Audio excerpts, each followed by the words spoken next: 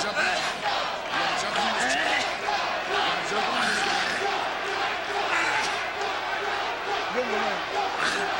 Spinks is definitely in some kind of distress. I don't know what it is.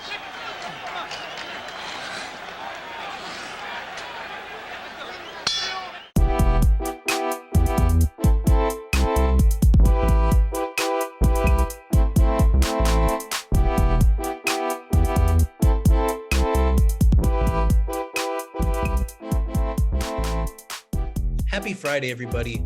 Welcome to another edition of Reezy Scorecard. Today, we're looking at Larry Holmes versus Michael Spinks 2. Of course, we looked at the first fight last week, which I gave to Spinks. This fight, the rematch, is very tricky to score. It's probably the hardest fight I've ever scored. It made me question my own rationale for judging, because one round you're punishing somebody for something, and then the next round you're kind of giving them props for it because they do more of it or they do less of it. So it just confused my whole rationale for why I give certain people certain rounds. Spinks tends to do that in his fights because he's such an awkward fighter, and he gives awkward angles, and he's throwing combinations, and some rounds all the combinations are landing, some of them he's whiffing on all of them. So just a very hard fight to score.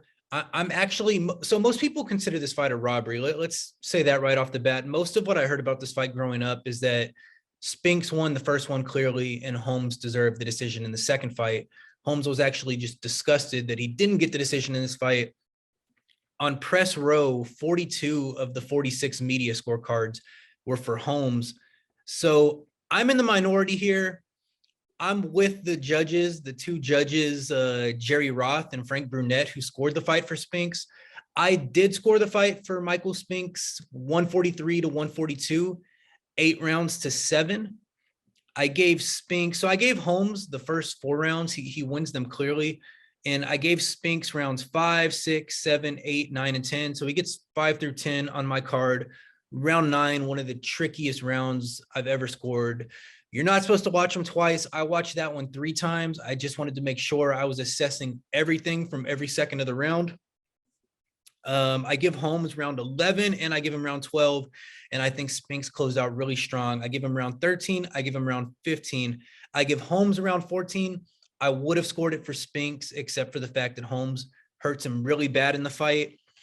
This fight really is a classic. And in so much as people know about it, they know that they think it was a robbery, but not a lot of people, especially people in my generation, really know about this fight.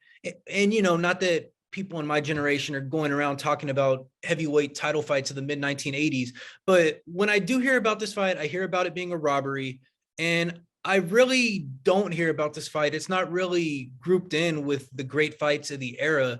And I think that's because, one, a lot of people think the wrong man got the decision, but 2, it comes right before Mike Tyson explodes on the scene. I mean, Mike Tyson beats both of these guys less than 2 years later. So it's kind of sandwiched in between the end of Larry Holmes's dominance and then the beginning of, the Mike Tyson era. So this fight really gets lost. There's not as many views on this one. I noticed when I was watching on his YouTube as there is other great fights of the era. And it's really too bad because it's not a slugfest, but it's a really good tactical fight. I really enjoyed watching it. Had a hard time scoring it. One of the hardest fights to judge ever in my mind. And so, like I said, I don't think it's a robbery. I think Spinks deserved the decision, but let's get into why. Let's break down the rounds 1 through 15. Round 1 through 4, I give to Holmes, and all of them, I give them to him clear. There's no doubt in rounds 1 through 4. You could tell in round 1, Holmes comes out wanting to avenge the loss from the year before. He comes straight across the ring, busts Spinks with a jab.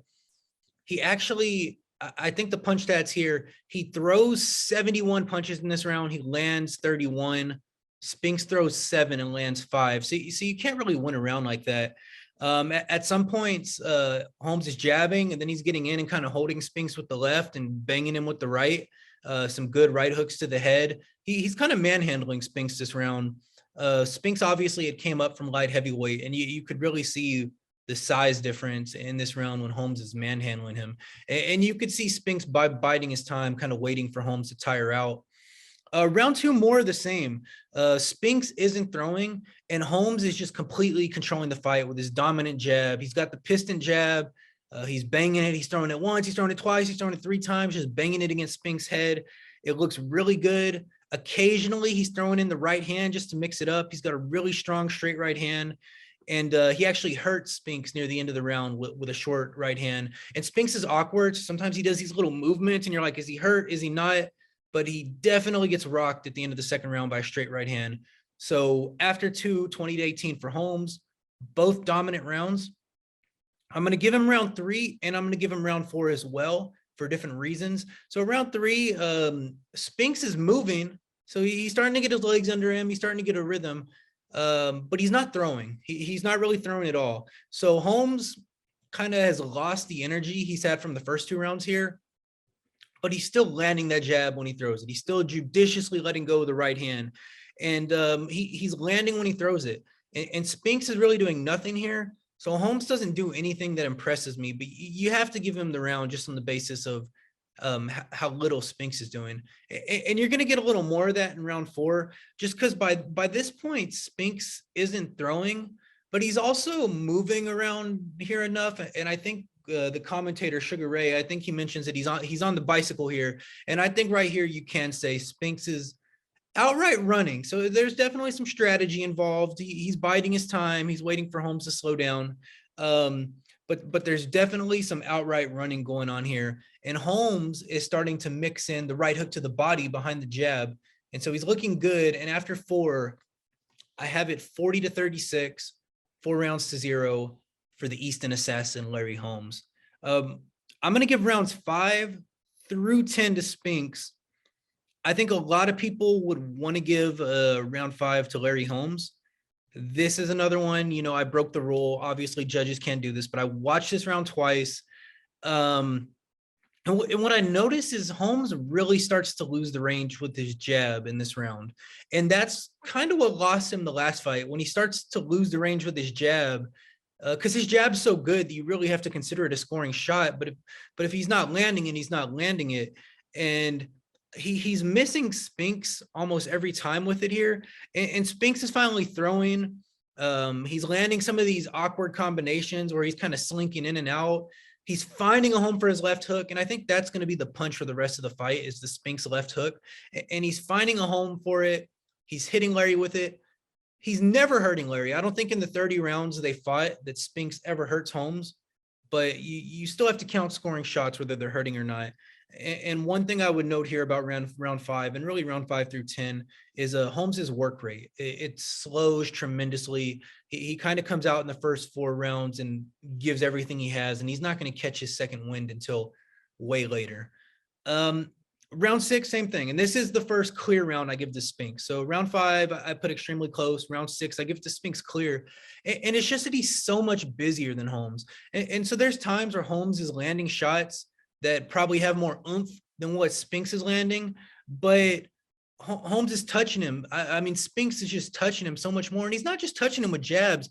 He's touching him with the left hook, the right hook. He's touching him with some uppercuts to the body. It looks good. He's still finding a home for the left hook. He's landing the jab more, and Holmes is one of the best jabbers in boxing history. But Spinks starts to out jab Holmes, and it's very noticeable. Everybody, the commentators, give this one to him. Round 6 clear, excuse me, because really you have no choice. Holmes is throwing nothing but his jab, and like I said before, he's lost the range on the jab here. Round 7, that's going to be 10-9 for Spinks again. Holmes starts to pick up the work rate here. He's busy again, but he's missing. He's not landing.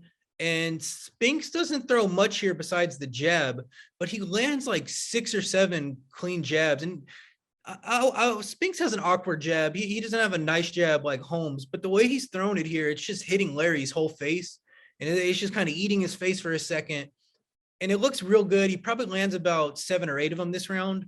So it's a down round. Not either guy's doing much, but Spinks out jabs Holmes, and I give him round 7. Round 8, best round of the fight for Spinks. This is a clear Spinks round, and by this point on my card, he's evened it up 4-4. He's not settling for one punch. So if he's throwing the jab, he's putting the right hook right behind it. He's landing it clean. He's throwing the jab. He's throwing the right hook. He's putting the straight right hand behind it. And then the last 20 seconds of the round, after he's just not teeing off, because teeing off is more if you have a guy hurt, but after he's just bouncing combinations off Larry all around, in the last 20 seconds, he out jabs Holmes to the point where he throws like 6 or 7 straight jabs, and I'm gonna put a video of this in here, and they all land, and Larry never really puts his hands up. He just eats them. So it's a very awkward end of round 8 for Larry, and you'd have to say it's a clear Spinks round. Round 9. What to say about round 9? Oh my goodness. Round 9, and I'm gonna start shuffling, flinching around here, because round 9 is the toughest round I've ever scored. I watched it 3 times. I took notes on it as I watched it 3 times. I'll note here that the judges, one of them had a 10-9 Holmes, one of them had a 10-9 Spinks, and one of them had a 10-10 round. So the judges had just as hard of a time with this. And the thing that really makes it hard here is Spinks comes out, he's active, he's landing his right hand at the very beginning of the round. Then at the end of the round, he's getting in with jabs and these one-offs. Sometimes he's skipping the jab and going to a left hook, and he's landing it on Holmes. But at about the 2-minute mark, maybe at about the 2:15 marks, Holmes lands a short right hand that clearly hurts Spinks.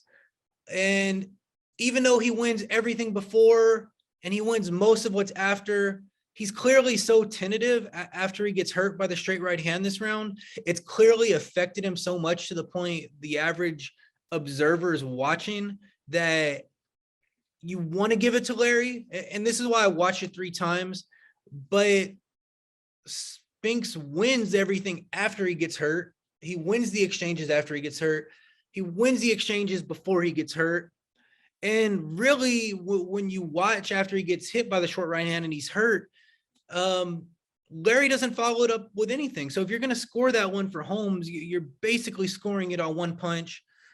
I went back and forth, but I couldn't do it. I gave the round to Spinks, 5-4 Spinks, and I'm going to give Spinks round 10 as well. It's kind of like round 8. If round 8 was his best round of the fight, this is his second best round of the fight, because this is the first one where he turns the tables on Holmes, and he's the aggressor. So he comes out on the front foot, beating up Larry, throwing combinations, and Holmes kind of takes this round off. There's a couple where Holmes kind of takes off, and he just spends this whole round getting hit with the combos from Spinks.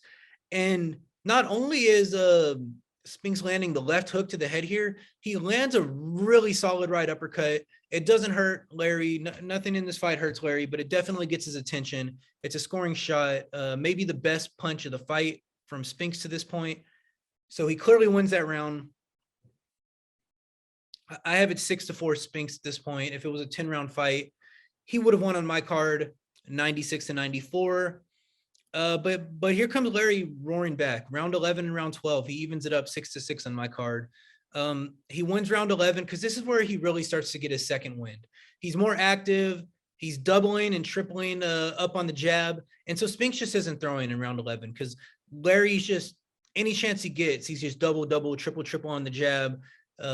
He must have thrown 30 or 40 jabs in this round. So Spinks never really gets off, has a chance to win this round. So it's a close but clear Larry round, dominating with the jab. Spinks not throwing, missing when he does throw, kind of missing his little awkward combinations. And Larry's not doing a lot on the defensive end. It's just Spinks throws from such awkward angles that sometimes he's really just missing on his own because he's getting off from awkward angles. And round 12, more of the same, not quite. Holmes is being patient, working behind the jab, and he is mixing in the occasional right hook to the body, to the head, but he's being real patient with it. So he's working behind the jab. He's not doubling and tripling it up as much, but he's looking for 1 or 2 jabs, and he's looking to just rip that right hook to the body. He's landing it this round.